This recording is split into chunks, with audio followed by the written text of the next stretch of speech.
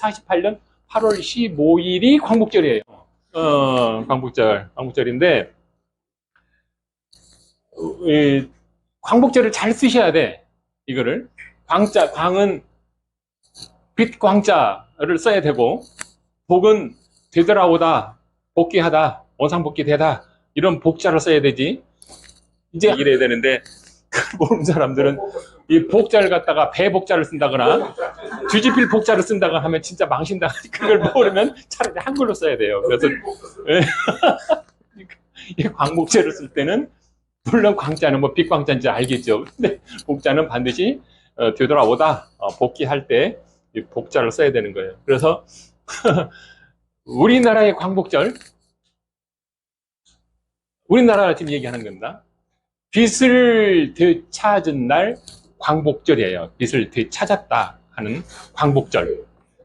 원래 이걸 또 다르게 하려면 이제 이 지구상의 그 수많은 민족들 중에서 이 독립, 뭐 이런 거를 기념하고 다른 나라의 어떤 지배를 받았던 게 뭐 수백 건이 있었고 무지무지하게 많이 있었잖아요. 그런 역사들이. 근데 오늘 제가 몇 개만 우리 이제 뭐 하나 노래 하나 설명하기 위해서 1910년 이때는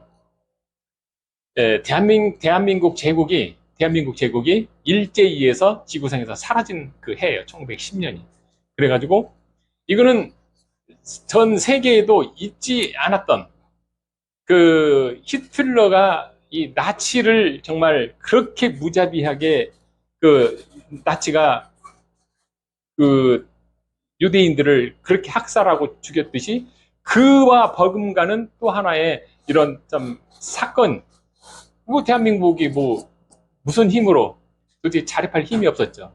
그러니까 일본이 우리한테 지었던 만행은 제가 이 자료를 딱 찾으면서 이 자료를 올린 누군가가 그 옆에다 조그맣게 글을 써놨어요.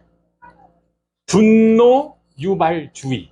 여러분들도 분노 감정을 좀 억제를 하셔야 돼요. 이 내용을 좀 보면 자 보세요. 조선인들을 대상으로 딱 뒤에 손을 묶어놓고 일본도를 빼서 누가 빨리 몇 명을 잘 죽이냐 이 게임까지 했었대요. 지금 이 내용은 이해가 가시나요? 싹 칼이 지나갔는데 목이 지금 떨어진 거야. 땅에. 일단 칼이 한번 지나갔죠.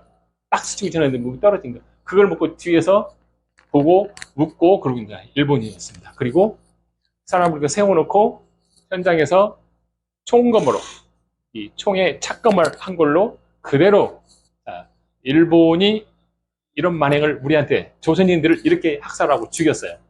자, 731 부대 아시죠? 일본 731 부대.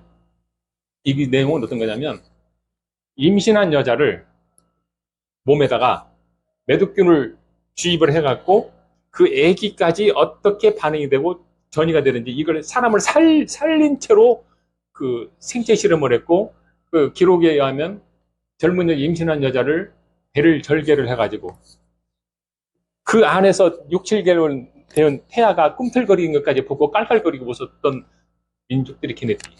자, 그런 것까지도 일본인 그런 만행을 우리한테 저질렀습니다. 이제 8월 15일을 우리는 기억을 하면서 이 내용을 보셔야 돼요.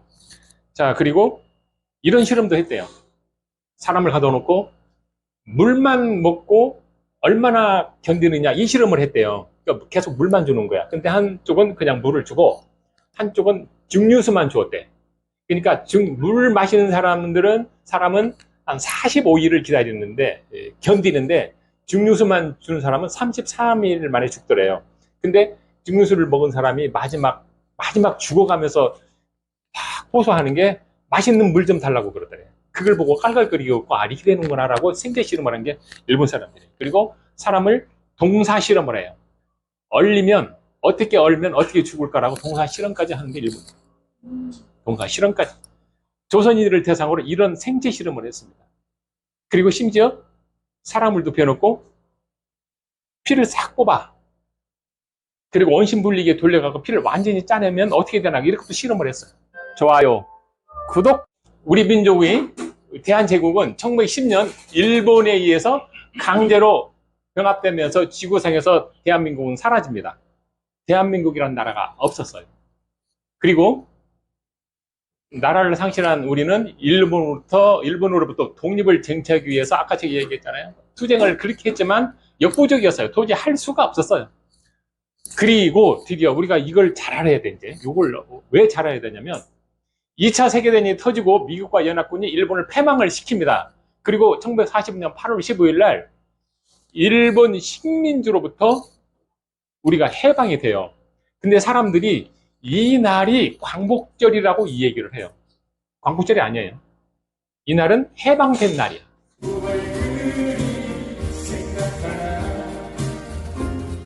해방된 날이야. 근데 일본 천황이 8월 15일 날 이제 중대 발표를 하고 모든 그 조선인들은 라디오를 들어라 이렇게 했는데 그 당시에 라디오를 갖고 들을 수 있는 사람들이 없었대요.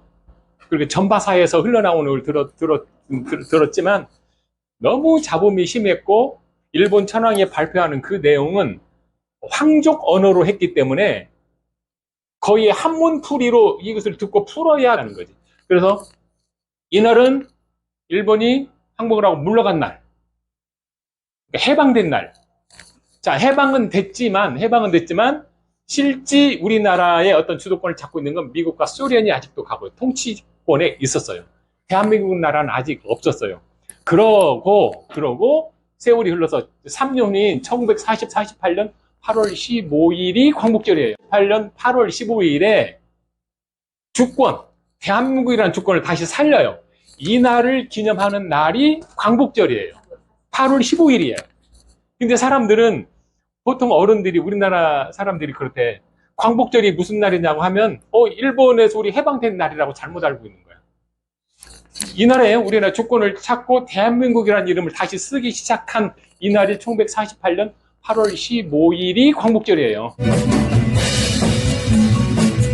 1949년 9월 21일 날 국회에서 제정한 국경일에 우리 법률을 딱 해서 광복절로 하자 해서 지금까지 온 거예요.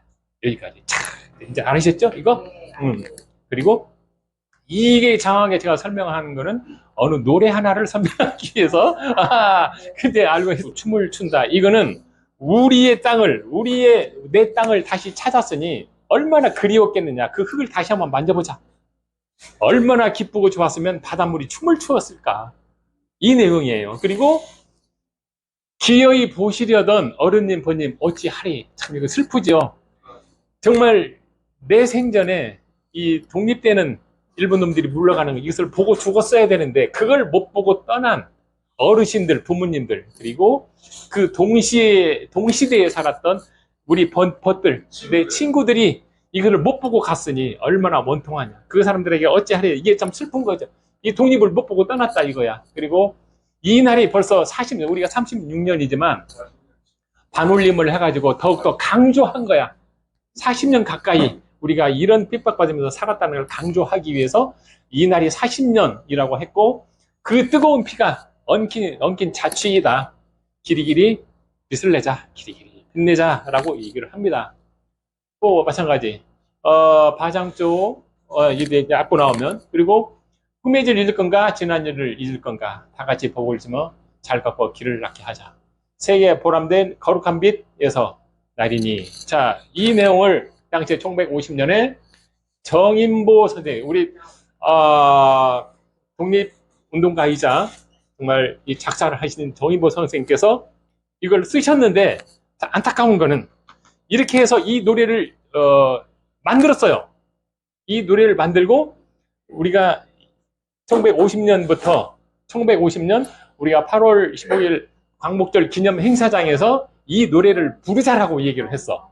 그런데 부르자고 했는데 1950년에 어떤 일이 생겨요? 동족 상잔의 비극 6.25가 터져버립니다. 6.25가 터져버려. 2달만 더 있었으면 이 노래 행사장에서 했었는데 근데 노래를 부르기는커녕 광복절 행사도 못하고 본인이 만들었던 노래도 들어보지도 못하고 이분은 납북되어서 거기서 돌아가라고 지어버렸어요. 본인이 만들었던 노래 행사장에서 들어보지도 못하고 그냥 세상을 떠나버린 거예요. 얼마나 정말 안타까운 일입니까? 이게 노래를 보면은, 자, 반장쪽 4분의 4박자네요. 4분의 4박자고, 총 16마디 형식으로 됐어요. 하나, 둘, 셋, 넷, 다섯, 여섯, 일곱, 여덟, 아홉, 총 16마디인데, 흑이 2마디니까, 흑, 하나, 둘, 흑, 이 길이니까, 흑 다시 만져보자. 16개로 하는데, 정말, 예, 이 노래는 초등학교 때 행사장에서 잠깐 들어봤고, 뭐, 이 노래를 거의 그냥 들려주면 모르는 사람들이 더 많겠죠. 특히 요즘 젊은 세대들은 더 모르겠죠.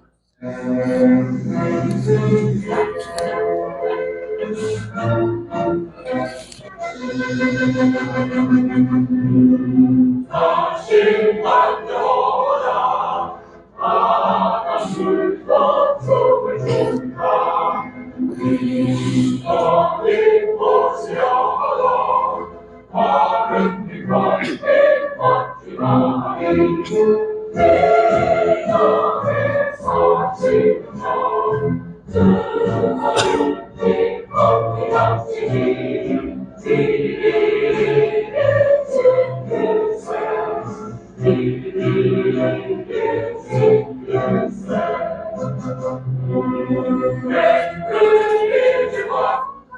참, 노래 들으니까 참, 그죠? 정인보 선생님이 쓰셨고요. 윤용화 선생님께서 작곡을 하셨어요. 윤용화 선생님께서는 우리가 잘 아는 가곡 보리밭 요거를 작곡하신 분이고, 동요 나뭇잎배 낮에 놀다 두고 이 노래를 작곡하신 분이에요. 그 노래도 보면은 그 나뭇잎배를 쓰신 정말 선생님도 대단한 분인가. 나뭇잎배 어린 시절에 연못가에서 놀다가 나뭇잎배를 만들어서 탁 놓고 집에 와서 잠을 자는데도 그게 계속 생각이 나더래. 엄마 품에 누워서 어린 꼬마가 잠을 자는데 왜 그랬을까? 안전한 항해를 지금 하고 있을까? 이게 걱정이 된 거야. 그분이 해군 군악대 출신이에요. 그러니까 그 해군 군악대 그 광량한 넓은 바다에서 그 군함을 타고 있다 보니까 이 나뭇잎에도 안전한 항해를 해야 되겠다는 생각을 해요. 그 어린 동심의 그 동요를 쓰시는 얼마나 참 대단하죠. 근데 음악은 이래서 위대하고 아름다워.